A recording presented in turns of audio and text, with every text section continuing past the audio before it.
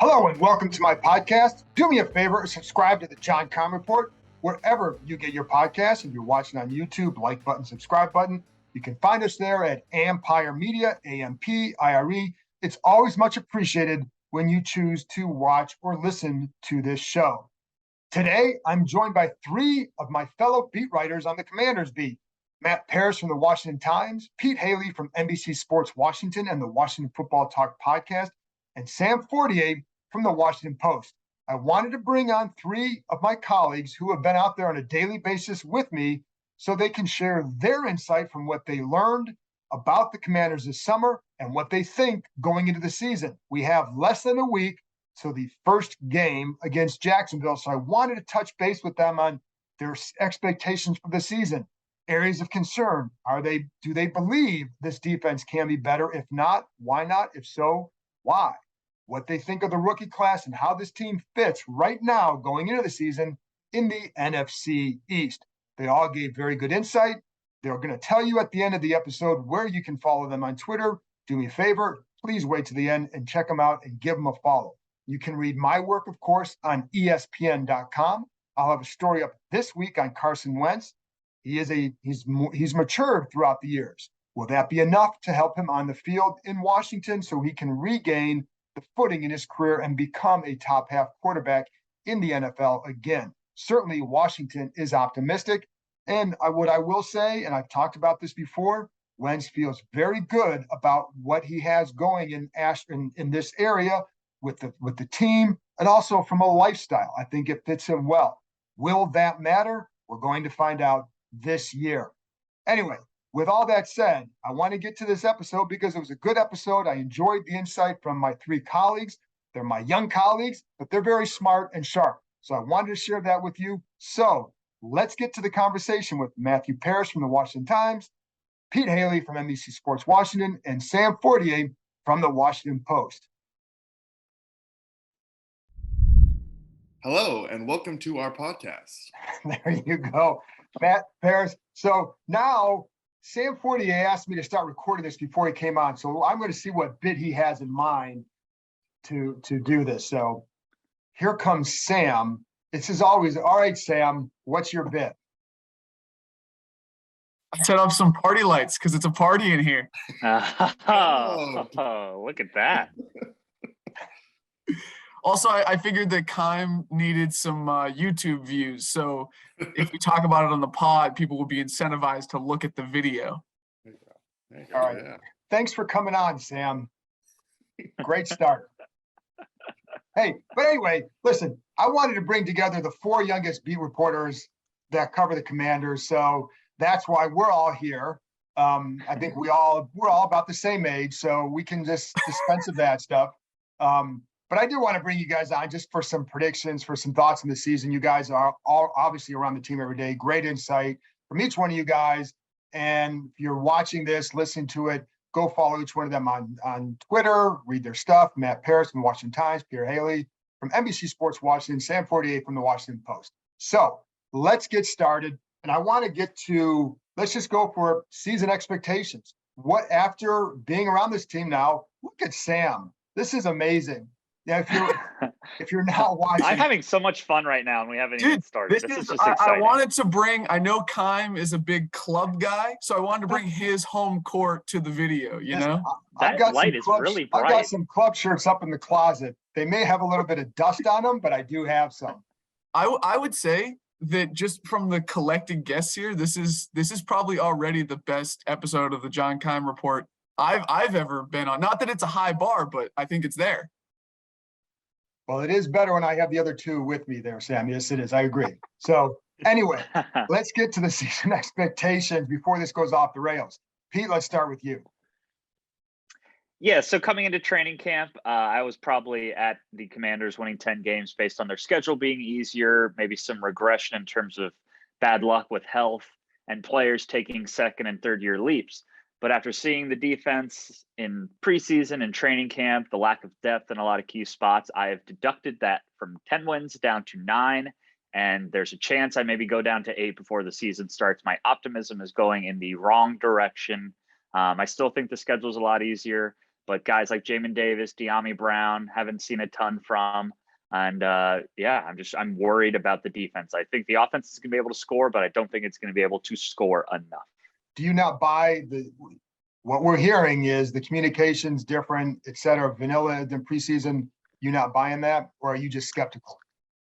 I understand that there was probably a lack of game planning and vanilla defenses, and they're maybe trying to hide some stuff for the season, but it's the same guys, and sure, that can lead to better continuity in communication. But to me, does communication matter before the snap? After the snap, you still need to make the plays, and I don't know if they have enough guys to make those plays, especially if some of the starters go down. So they can talk and be as in sync as they want pre-snap.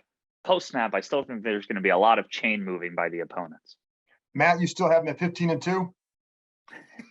Yes, I've upgraded it to 16-1. You know, Okay. the one being they rest their starters week 18. Of Of course.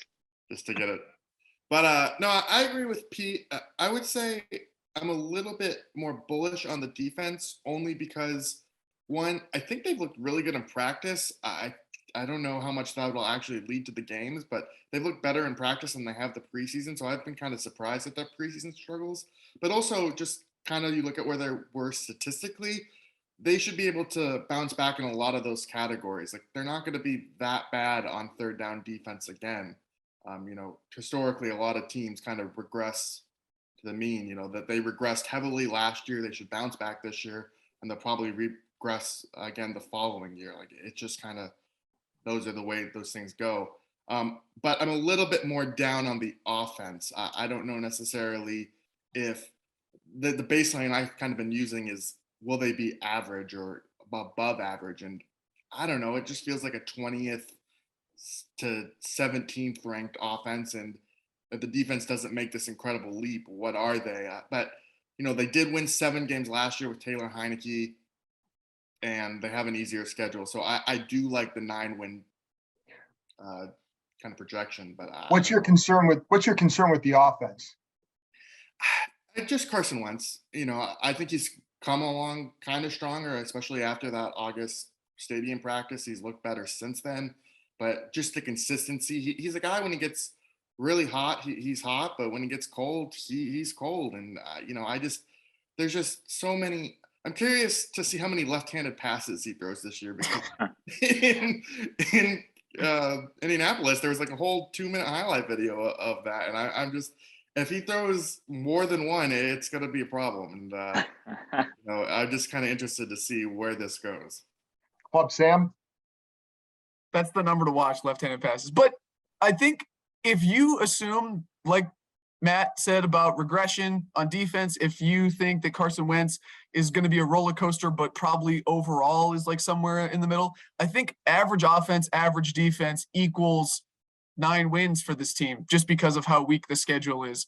So to me, maybe 8 wins, I could see that, but that is, I think we're all in like the right range. I think there's a chance that this could go off the rails, because I think there always is a chance with this team historically. But as of right now, I think like the most reasonable range of outcomes is like 8 to 10 wins. If you assume that both of these units, the defense gets better and the offense stabilizes a little bit. And I'm in that same range as you guys. I think like Pete, I was at, when the schedule came out in April, my bold prediction was 10 wins, which I don't know how bold that is, but that's the range they're in. So I'm in that 8 to 10. I have concerns about defense, and mostly with the depth in the secondary, especially at corner. If anything happens to the starters, I think there's quite a drop. And I think that's a concern for me. Is Jamin Davis going to take that leap? Is the defensive line going to be a cohesive unit consistently? I'm more bullish on the offense than Matt is because of the talent they have around there. I love the fact that Curtis Samuel is healthy. Concerned, obviously, with Robinson, because I think with Robinson, it changed that offense a little bit. Certainly gave more consistency running the ball. But so I'm in that same range. I think I'm more in that 9-win range after the summer, only because would you guys be shocked if the defense actually played better? I don't think I would, but I want to see it. Mm-hmm. Yeah, I think the problem with this team is like we're all in that range, but none of us, like if I said, what would you feel better about? taking your range and deducting it by 2 or increasing it by 2. I don't think there's like a crazy high ceiling for this team. I feel much more comfortable predicting a 6-win season than I would a 12-win season.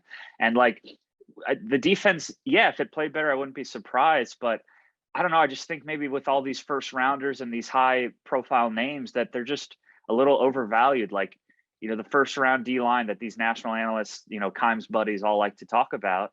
Are they all that good? Have they all, like, you could be a first round pick and not be good at football? Like maybe Jamie Davis as a first rounder was a reach. Maybe Deron Payne and Montez Sweat, they're good players, not great. So even if the defense has a better season, I don't think it's going to be this wrecking unit that we all had our hopes about a couple years ago. I think they're going to be fine, and it's going to have to be an offensive led team, which in of itself is an issue because his team is wanted to be defensive led and it's not there. And to Pete's point, like, I think that this, like a team with a moderate ceiling, not a high ceiling, is kind of how they set this up. And that, I think that's by pursuing Carson Wentz. That's by not drafting, a Malik Willis. And I know that there's like a lot of, very specific nuanced things about that, but when you go through the draft and you draft almost all seniors or redshirt seniors and guys that, you can plug in right away, what they are, but they don't have the crazy high ceiling. I think this is kind of what you end up with. The question I have about the defense is how are they going to play? The beginning of last season, they just tried to rush 4 most of the time, and that they made some adjustments later in the season. But once they started blitzing more, they weren't necessarily effective at that. And so, I think there's a lot of pressure on Jack Del Rio to kind of come out strong at the gate. Same with Ron Rivera. But it's, if something isn't working, how soon are they going to adapt and stray away from that versus are they going to fall into this pattern again? And, we've seen that a lot with Ron Rivera teams. They do start slow, and they had to avoid that this year because you look at the schedule, Jags and Lions right off the bat. I mean, those are 2 winnable games. And I think that's a good point because we've seen that the last 2 years as there have been adjustments made after those first 3 or 4 weeks, especially whether it was benching Dwayne Haskins a couple years ago, convincing Landon Collins that no, it's not a linebacker, it's a hybrid, right? But putting him in a role that is more suited for him and the defense. And to your point, Matt, too, like they were more aggressive blitzing on third downs after a certain period, and they actually had applied better pressure in that, not overall, but on third downs, they were better with it. And then injuries and COVID and all that. So I'm curious if they can get back to that, if they will stay aggressive now that Sweat is out there. Because part of the reason it was James Smith-Williams and Casey Toohill. So you wanted to generate pressure. Will they still do that? What else for the defense, with that line? Are you guys, Sam, are you convinced that they can be that group? Or like Pete said, do you think it might just be a collection of names more than it is actual production? When you saw the infighting on the line, obviously highlighted by the John Duran punch, but I think that there was a lack of cohesion. And the question for me is, can Scanina come in? I know he's obviously been the assistant D-line coach, but can he get them to apply rush lane discipline, to do some of those small things that Ron talked about? Ron always talks about the plays there to be made. It doesn't care who makes it.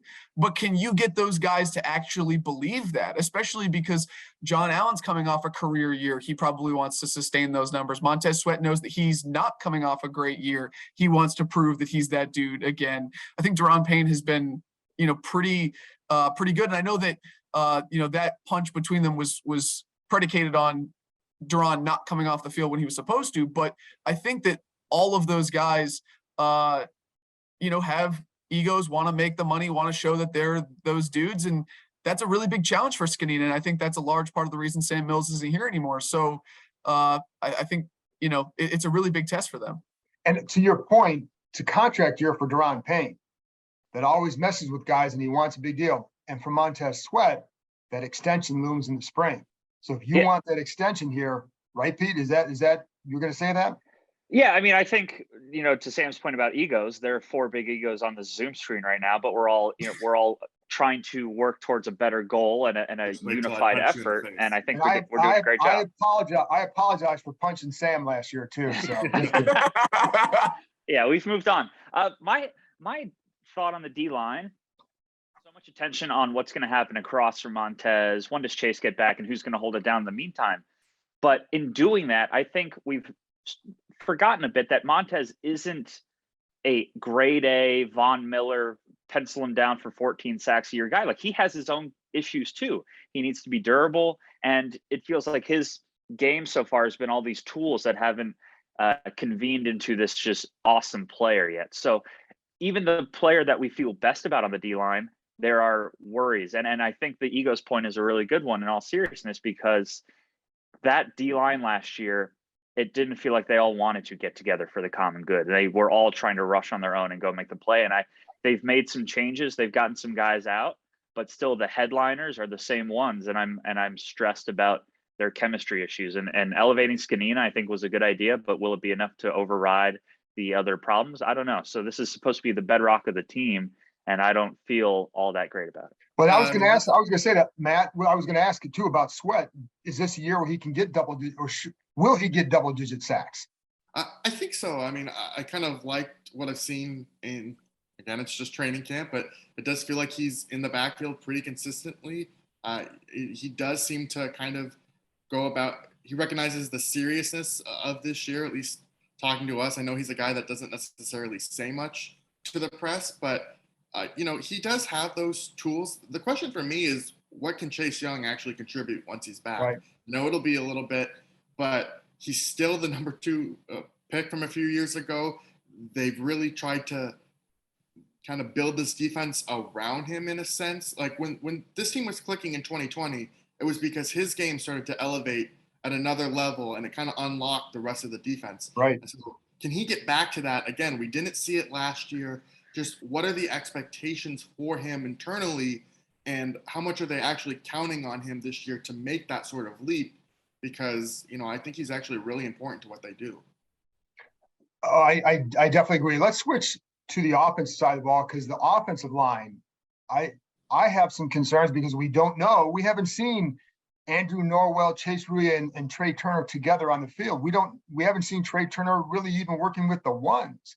What do you guys have concerns about that? Let me say, I think the potential depth is pretty good, because I think John Matsko does a terrific job, but I do have questions / concerns about the starting interior group because of some of those things we haven't seen. Do you guys?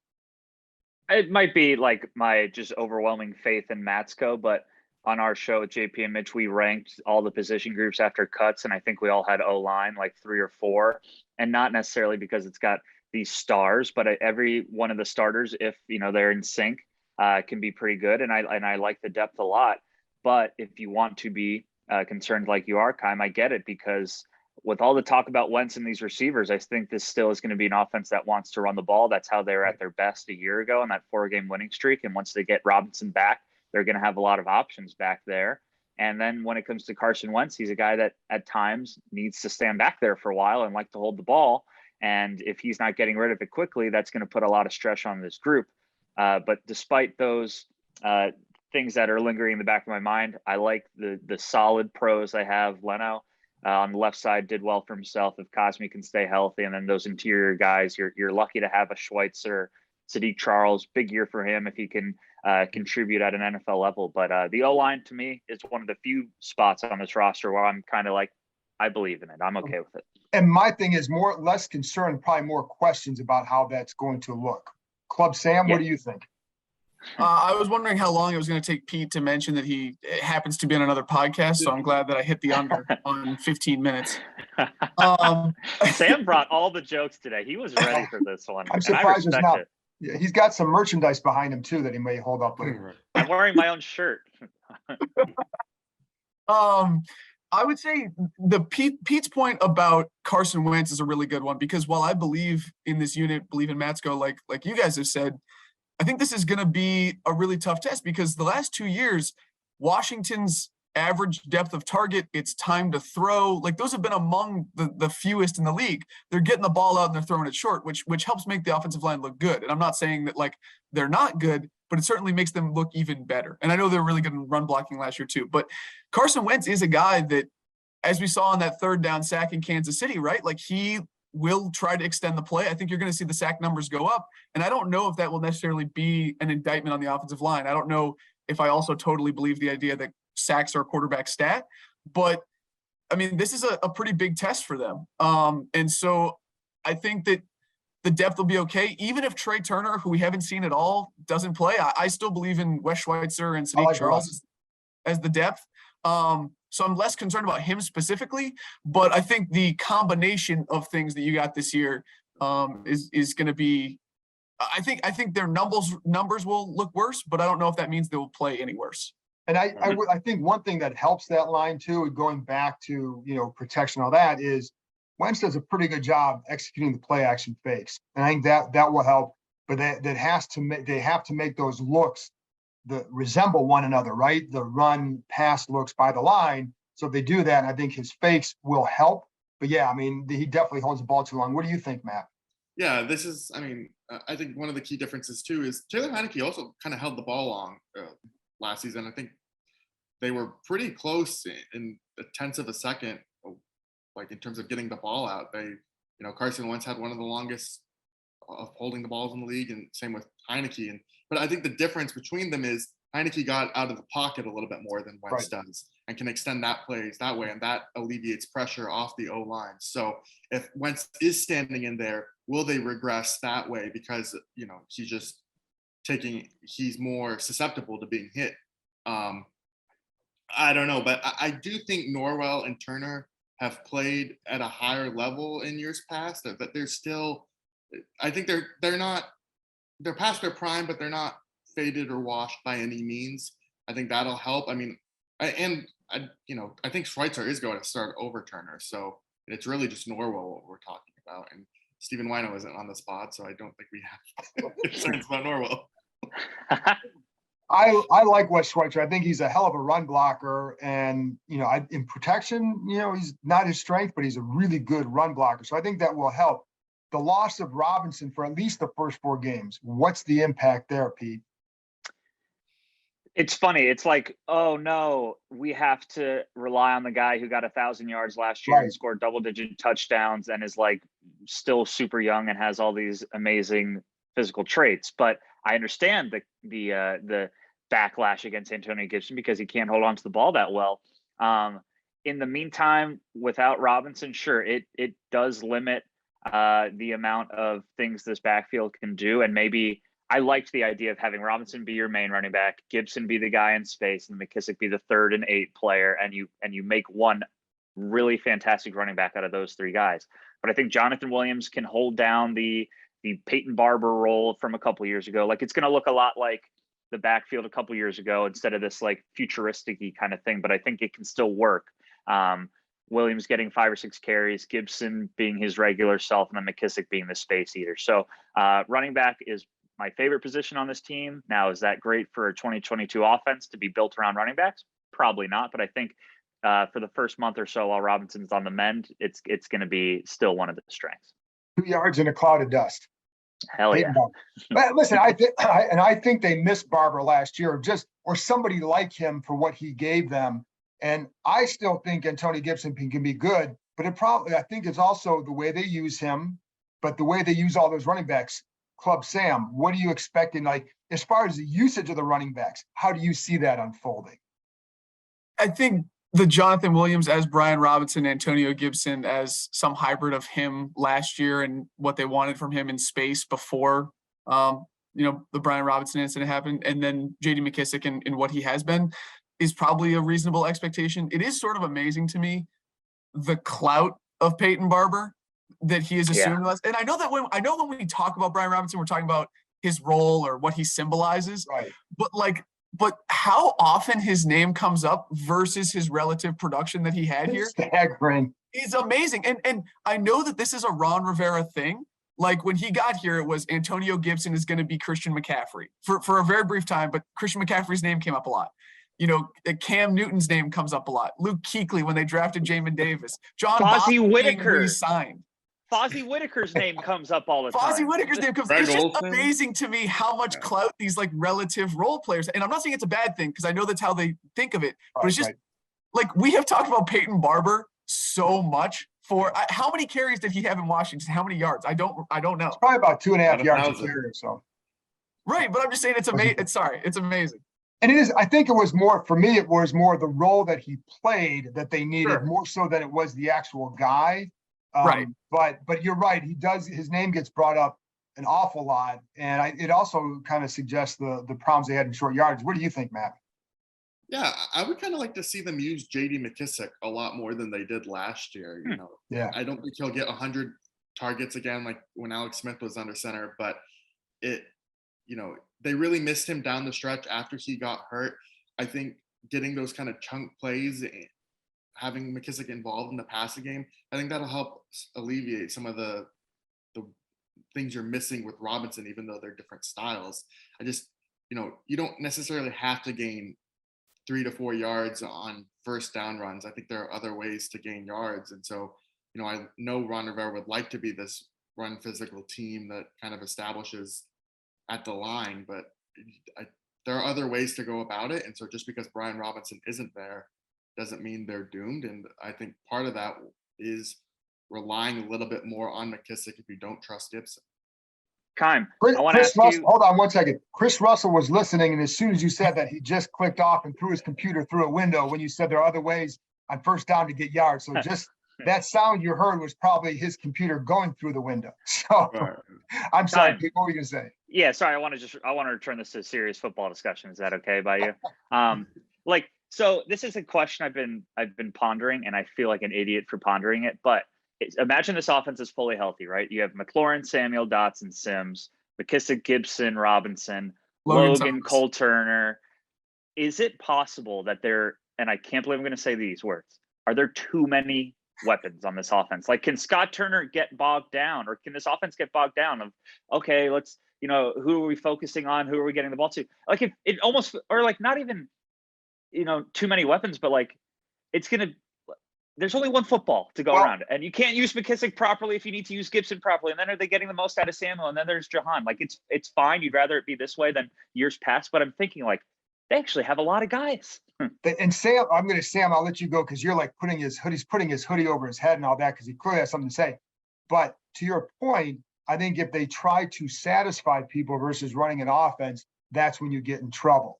And if you're trying to we've got to get this guy the ball because we haven't gotten it to him in a while, but it's got to be within the flow of the offense. This is because my Ohio State, right? When they won the national title after 2014, they came back in 15 with a loaded offensive roster. But I felt like they spent too much of the season trying to keep everybody happy versus running their offense. And it led to not the kind of season they thought they would have. So I'm not saying this team is stacked, but I do think there's enough talent like that. So I understand your point. Sam, you clearly want to say something. Raise your hand. Yeah. Okay.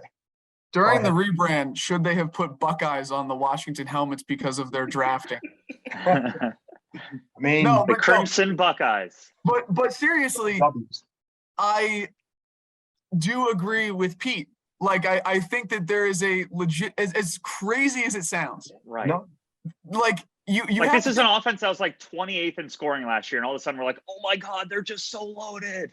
Right. Like, but if everyone's healthy, which obviously is the big caveat, like, how do you keep J.D. McKissick involved? And I know that you want to put the offense over everything, over egos for sure. But I mean, Scott Turner is going to have options, and that, I think, to me, is sort of how do you then keep everyone involved, and how do you make sure that when you're running all these sorts of motion and you're doing everything that Scott Turner does, how do you make sure that Carson Wentz is able to distribute evenly? Because I know that's a big thing that Ron talks about, but if you have a better rapport with Jahan than someone else, like, how do you not just go to that option every time? Right. Well, I like that Pete did one podcast with Ben, and then he's mentioning Cam Sims ahead of Logan Thomas. That's Yep. Rubbed off on me. I think Cam Sims is actually a good example of this, though, because he was the guy that last year kind of got lost in the shuffle, even though they didn't have those options. But like, he's the type of target that would be really useful in the red zone, and then they just necessarily don't target him. And so, I think it's a lot of the things will come down to like situational awareness. Like, if they are in the red zone, does Cam Sims come on the field? How often do they use Curtis Samuel in the backfield? I know we were talking about running backs earlier. Yeah. I think that's another way to offset it as well, is to kind of sprinkle him in more, even using Dotson in that role in terms of jet motion and stuff. So they do have ways to be creative, and that's what Scott Turner gets paid for. It's they do have a lot of weapons. Absolutely. And I think also, like, would it shock anybody to see JD and Curtis Samuel in the backfield together, or JD and Gibson in the backfield together? Because they can do that too. Let's look at two more things. Rookie class. What are you expecting from that? Because we've seen a lot of those guys throughout the class getting reps with the ones. What are you expecting from them, Pete? I would expect, I like the fact that they're all older, more mature, and more reliable. And I think it's going to make this a more well-rounded team. And I think a guy at Fidarian Mathis's position might be overlooked because he's not going to necessarily be getting 5 or 6 sacks. But I think that could be the key. As we're talking about this D line, that's the one thing they've at least tried to do differently, is they got rid of Ioannidis and Settle, who are more of the pass rusher guys, and they have Mathis, who's going to occupy people up front. And perhaps that can be a way to unlock Jamin Davis a little more, help the D line out. So I was worried about the Dotson pick being too much of the safety. We just want a guy who can help us right now so we can keep our jobs and not fall apart. But the more I've seen him, I think he can be better than that. And it's Mathis and Robinson Jr., I think, are 2 building blocks as well. So I like the draft class after seeing them way more than I thought I would. Bob, Sam? Yeah, I think to Pete's point about keeping your jobs and not having everything fall apart, these guys kind of fit that description in Keim. We've talked on past pods about what is success for this team. And I think it's, competing for the division and making the playoffs and winning, 9, 10 games. If you could do that this year and next year, like, that's success. So even though, you're not taking on these developmental projects that one day could be superstars, if you are sort of in the same way that I think that competent, like when Ron Rivera was hired, I think his job was to reestablish competency and decency in the organization. And I think that now the task on the football field is just to reestablish competency and competitiveness. I don't think anyone's saying championship, but if you can say, hey, Washington's going to go into every game and be competitive, then I think that would be a big step forward. And I think this draft class sort of raises the floor and accomplishes that goal. Yeah, I mean, bringing, like you mentioned, Mathis, like if he shows enough this year, that helps you like offset the loss of Payne when he leaves in free agency, or if he does. And so, as long as they can get contributors here and there, like I'll praise Sammy here on the pod. I thought he had a really nice article. What was that, last week, 2 weeks ago, about Dotson's production. And like, you look at the numbers and maybe the baseline's like 600 yards, but those are 600 important yards. Like if he can manage that, Washington was one of 2 teams last year to not have a receiver over 400 yards besides Terry McLaurin. So it is just, can they find those steady contributions? And Dotson does look steady. And by the way, one thing, and I know, go ahead.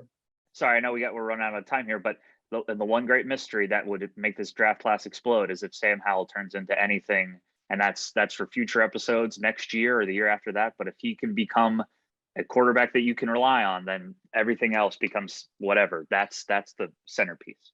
Pete Hailey looking for easy clicks right there. Hell yeah. But the one thing I'll say about the rookie class too, we Percy Butler, Cole Turner. So there's guys throughout the class that could contribute this year. And it also leads to, how does that help the team grow in the second half of the year as these guys get more experience? Another thing, last topic, how do they fit in the NFC East, Pete? So if you want to just go with that, there's not been a repeat winner since 2004, then you have some hope that it's going to be a close kind of Cowboys, Eagles, Washington. I still think they're definitely third. The Giants, perhaps there's a chance for them to really spike. Not like they had Urban Meyer last year, but a really bad coach who could have really been an anchor to that team's chances. But I still think they're clearly in the basement. And then Washington's going to have to get some luck. I think they're definitely inferior to Philly and Dallas, but I wouldn't be surprised if December games are meaningful. I think that's a baseline boring goal, but I think they can be a factor all the way down to the end. I don't think anyone's going to run away with it. Matt? I'm really high on the Eagles, like everyone else. I kind of think they're going to win the division. And I do have questions about Dallas, what does their offensive line look like? Are the receivers still going to produce without Amari Cooper there? And how long is Michael Gallup hurt? But yeah, I still have Washington in the third spot. And, they won the division in 2020 largely because of what they did against the rest of the NFC East. They're going to need to be more competitive than they were against Dallas last year, for instance. So I do have questions, but you can still be third in this division and maybe make the playoffs because of the 7-team format for each conference. So that's kind of where I'm at. Sam? Yeah, and to echo, I'm pretty much in alignment with these guys. And I think one of the things that sticks out to me is how aggressive the Eagles have been this offseason, not just in the draft, but also, in most recently in trading for the cornerback from New Orleans. Like, I know that the Eagles might have an easier time attracting free agents or getting the benefit of the doubt because they're seen as one of the smarter teams, one of the more analytically savvy teams, and they've had success recently. But for them to have a problem, which is Jalen Hurts the guy, and then to go out and basically load up the roster and say, if we don't succeed this year, then he is not the answer. For them to help themselves answer their central questions, like, that's a very impressive move to me organizationally, and something that, like, when you see Washington take a step back last year and you say, okay, how are they going to address this problem? And they don't do much in free agency, and they add mostly, guys that will help this year, which is fair, but it's just, hey, like, what is the long-term thinking here? I don't know, but I think that I saw Philly and Washington is pretty even headed into the offseason, maybe Washington even a little bit ahead once they got Wentz, because I thought Wentz had a higher upside than Jalen Hurts, or a higher ceiling as of what we've seen. But I think the Eagles have certainly, like, pulled away just in expectations. Going into the season, you'd have to look at that. I can see this team improving. I can see this team in the end. I wouldn't be surprised if they won the division. Would you? Anybody? No. I think it's still close. But would you go into the season with them as the favorites? No. I think that would be there would be a lot to ask based on some moves, based on the past, et cetera. Last thing, tell people where they can find you, Pete, Matt, Sam. At Pete Hailey, NBCS on Twitter. I'll be the millionth reporter to just simply plug a Twitter on a podcast, but come find me. And the Washington Football Talk podcast. Yes, that thing too. Thank you. There you go. I'm on Twitter at Sam, the number 4 TR, SAM, the number 4 TR. And you can find me on Twitter at Matthew_Paris, PARAS. Are you going to give out your OnlyFans, Paris? No, I'll just plug Rick Snyder's instead.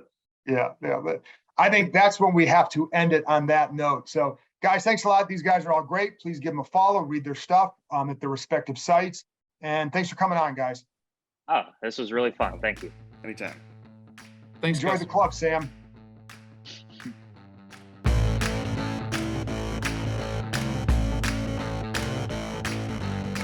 That's it for this episode. Thanks to Matt, Pete, and Sam for joining me, and thank you, as always, for listening. I'll be back either Tuesday night or Wednesday morning with another episode as we inch closer to the season opener against Jacksonville. I'll talk to you next time.